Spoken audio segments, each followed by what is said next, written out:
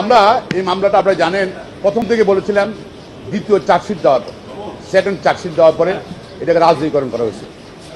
আগে প্রকৃত মামলা হয়েছিল, তদন্ত রিপোর্ট হয়েছিল এবং সেখানে 111-এর সময় যে সময় জনাব তারেক রহমান সাহেব জেলে ছিলেন, বেগম খালেদা জেলে ছিলেন, তখন কিন্তু চার্জশিট দেওয়া হয়েছিল। সেই চার্জশিট জনাব তারেক রহমান সাহেব না বা রাজনীতির নাম ছিল না।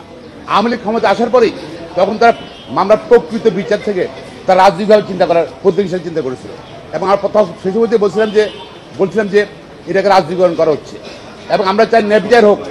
ন্যায় তারা চাইলেন না, সরকার ন্যায় চাইলেন না, তারা এই মামলাটাকে অজুহাত করে রাজনীতিকরণ করলো এবং তারেক রহমান সাহেবকে রাজনৈতিকভাবে এটাকে ইমপ্লিকেট করা হয়েছে সেকেন্ড চার্জশিট, যেটা আনপ্রেসিডেন্টাল। একই আসামি একবার বললেন এক কথা, আবার পরে উল্টার কথা হিসেবে বললেন 160 করে, এটা তো আনপ্রেসিডেন্টাল। আজকে আবার প্রমাণিত হল তারেক রহমানকে রাজনৈতিকভাবেই তাকে মামলা জড়ানো হয়েছিল এবং মহামান্য সুপ্রিম কোর্ট তাকে খালাস দিয়েছেন এবং অন্যরা খালাস দিয়েছেন এবং আমরা আমাদের খারাপ লাগে যে ওনারা যারা সে মনবন্দি ঘটনা 21 আগস্ট ঘটনার বিচারটা হলো না এবং সেটা সরকারের জন্য, আওয়ামী লীগ সরকারের জন্য হলো না। তারা এটাকে রাজনীতিকরণ করেছে। রাজনীতিকরণ না করতো প্রকৃত বিচার হতো।